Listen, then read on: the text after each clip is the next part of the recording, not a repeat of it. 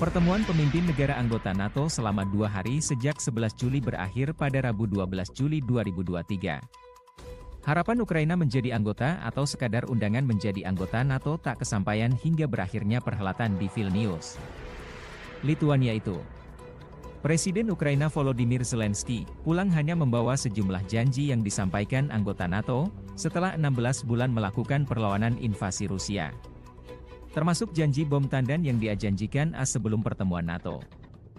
Ada sejumlah janji yang disampaikan NATO untuk Ukraina. Di antaranya, meski NATO tak memberikan undangan keanggotaan untuk Ukraina saat pertemuan di Vilnius tetapi menghapus persyaratan keanggotaan yang disebut Membership Action Plan MAP. Ditiadakannya persyaratan ini menghapus hambatan bagi Kiev untuk bergabung dalam aliansi pertahanan ini. Dewan NATO Ukraina juga pertama kalinya berlangsung pada Rabu 12 Juli 2023.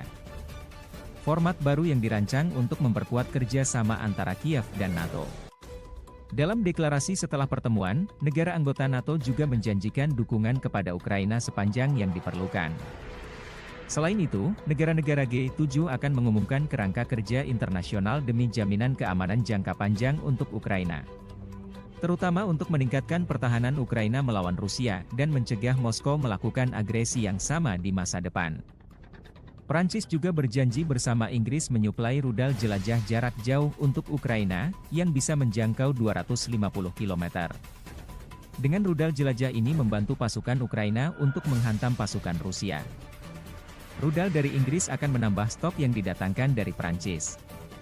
Dengan demikian, jumlahnya akan menjadi signifikan. Tak hanya itu, Inggris menjanjikan Ukraina lebih dari 70 kendaraan tempur dan logistik.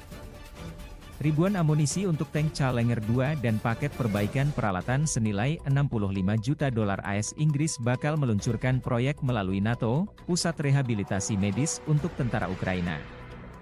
Janji lainnya, koalisi 11 negara akan mulai melatih pilot Ukraina untuk menerbangkan pesawat tempur F-16 pada Agustus mendatang di Denmark. Pusat pelatihan akan didirikan di Rumania. Demikian pernyataan koalisi 11 negara itu.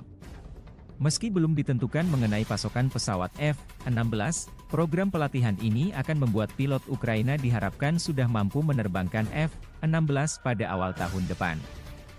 Pemerintah Jerman memfinalisasi $770 juta AS paket bantuan militer untuk Ukraina.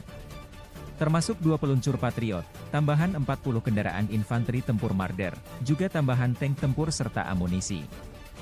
Sedangkan Norwegia akan meningkatkan dukungan militernya dari 2,5 miliar crown $239 juta AS pada tahun ini hingga 10 miliar crown. Terakhir, aliansi pertahanan ini sepakat lebih jauh mengembangkan Comprehensive Assistance (KGCAP). Melalui paket ini, Ukraina mendapatkan bantuan non-senjata yang komitmen saat ini sebesar €500 juta. Ini akan menjadi program multi-year. Dengan demikian, selepas pertemuan NATO di Vilnius, Ukraina membawa pulang sejumlah janji yang diharapkan benar-benar terrealisasi agar pasukannya mampu melakukan serangan balik secara efektif terhadap Rusia.